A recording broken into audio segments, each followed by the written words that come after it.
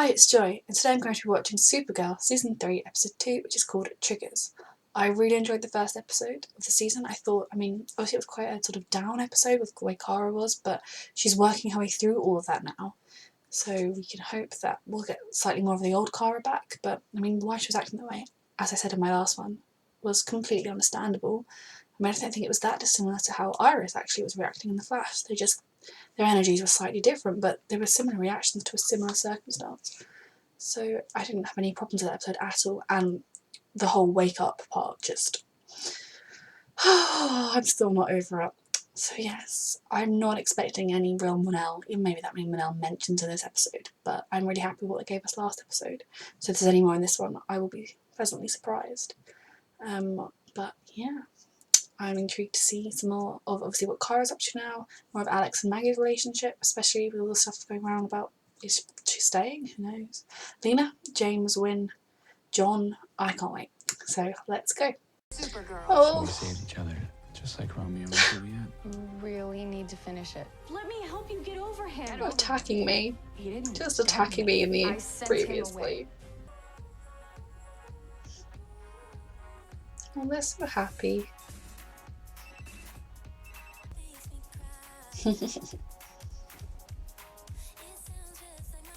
Oh, they're so happy, and she's so not happy, and now I'm really sad.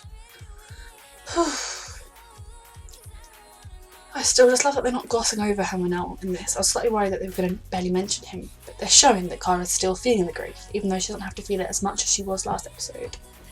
But it's really sad seeing them so happy because I feel like it's all going to go very wrong. Oh no. His copy of Romeo and Juliet. It's attacking me.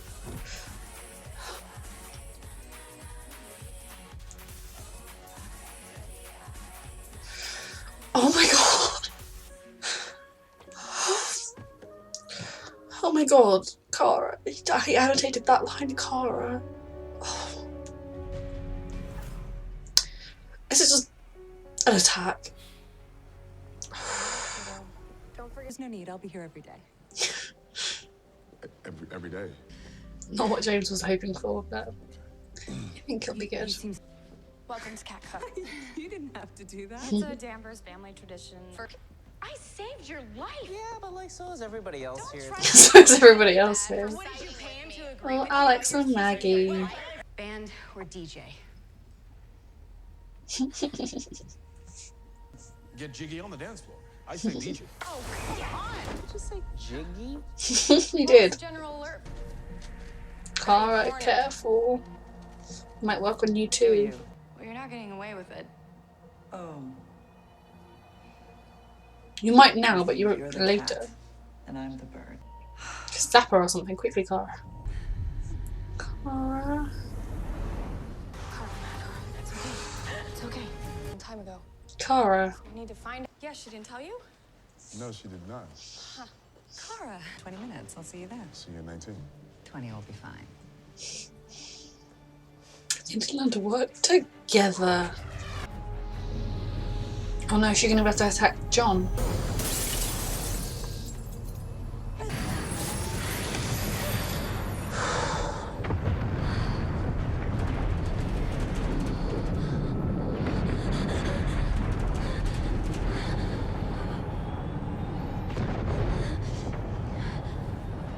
Kara.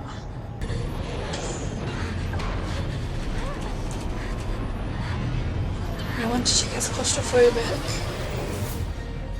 I saw Krypton explode. I'm glad she's telling someone. Put me back in that pod.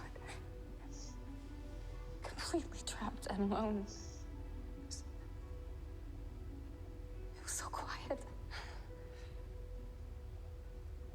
Silence was the worst part. Oh, they'll just She's ruin thinking it. as well. You have to be the one to solve That's this. what why she I'm did to telling Mon-El. you.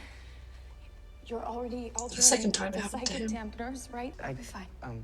Kara. About Mon-El, isn't it? So, if you need to take more time, She's such a good friend. I appreciate. She's such a good friend. Then what is? You can tell me. I love them so It's much. personal. Okay. Kyle's not being such a good friend back. Waiting for the lift doors to shut, Kara. Oh, it's claustrophobic because she's in a lift. Put your top up. Do your top up. Oh my god, Kara. You can do it, sweetheart.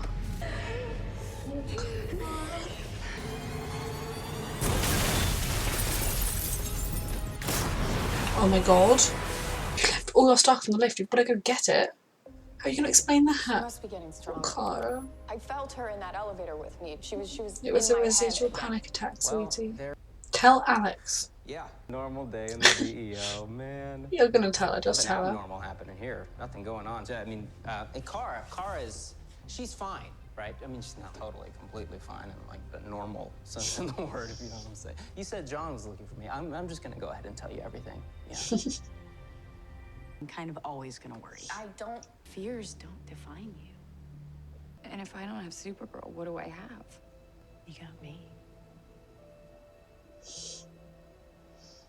It's so I important. know that's silly. Oh. Need more hugs. Surely she's still on enough money at this point.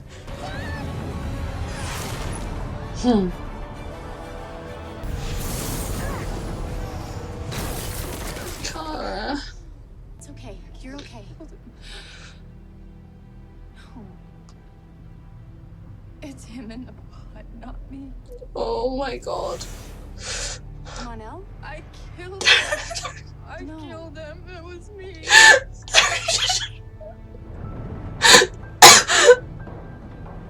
Tracy doesn't know what happened. He's dead.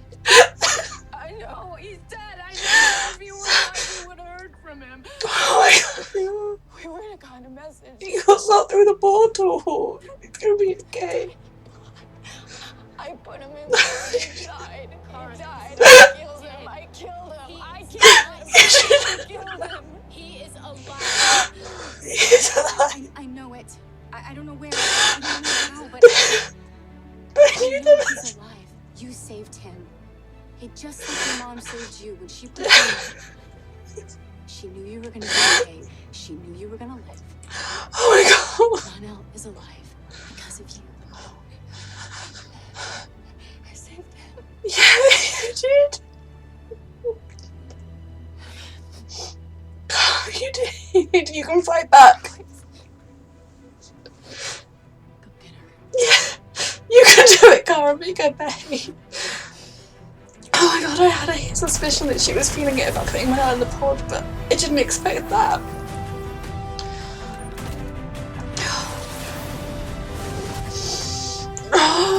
You're not going anywhere.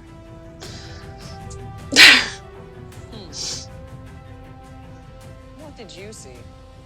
I wonder. What brought the girl of steel to her knees? She can fight back now. A lie. Fear is not a lie. Can do it. Fear cripples, annihilates spirits. Mon-El's fine. She'll be fine. It is the only weapon that matters. Fear made me stronger than you. No one is safe from it. Why aren't you scared anymore? Mind over matter. Yes, Kara. Oh, that was well deserved. I feel good now. You're gonna get to know them a lot better. You'll thank me one day when we have kids. Oh, and it crashes to a halt. What? You do want to have kids, right? I guess we've never really talked about You really have to talk about that before you get engaged. It's quite a crucial difference. mom. Is that okay? Yeah. No. No, of course. I mean, It's a really natural thing to break up over as well. Hey, sweetie. Because wanting kids or not is a pretty fundamental part of the future you're planning. So important. Got gravel in your hair. I need to apologize for my behavior earlier. I have a lot more baggage about Mon-El than I previously thought. It's not knowing what happened to him that's the hardest.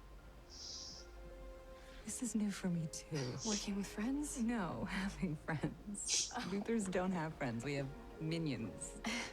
You know, so really like to give you a hug, but I'm afraid I'd show favoritism. Screw that. Come here. Bring it in. Okay. Thank you. To meet you, It's a very big job. She was right. Oh, I like Samantha. I don't want her to be evil. Maybe they can save her at the end of the season. I'd be here for that. I'd willingly save.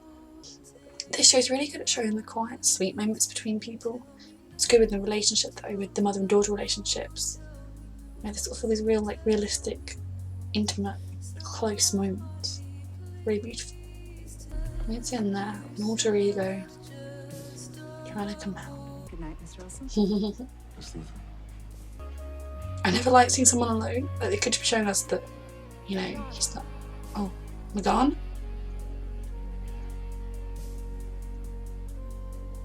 That was Magan, right? Sean, Magan. you must come to Mars. Now. Let's go! So we're gonna go to Mars next episode? Or is just John gonna go away for a bit? Okay, I loved that episode. I thought it was better than the first one, but I loved the first one too, but it was just, there were so many of those little tiny, quiet touches that just make you feel like you really relate to these characters and their relationships. I mean, the Mon-El stuff, at the beginning, I was sort of thinking that he might be moving away from him. I know that he's coming back in some way, but that I was worried, well, kind of bracing myself for them sort of moving to the point where he's gone and therefore she's not mentioning it. But the Romeo and Juliet thing at the beginning, she found his copy and he underlined that beautiful line and written Kara. I thought that was all we were going to get, and then the few messages throughout the episode, which again are realistic, it would be mentioned, but sometimes TV shows like to rush away from grief and loss and have like the characters are sad for one episode, and then the next episode they have a little sad look, but they're fine.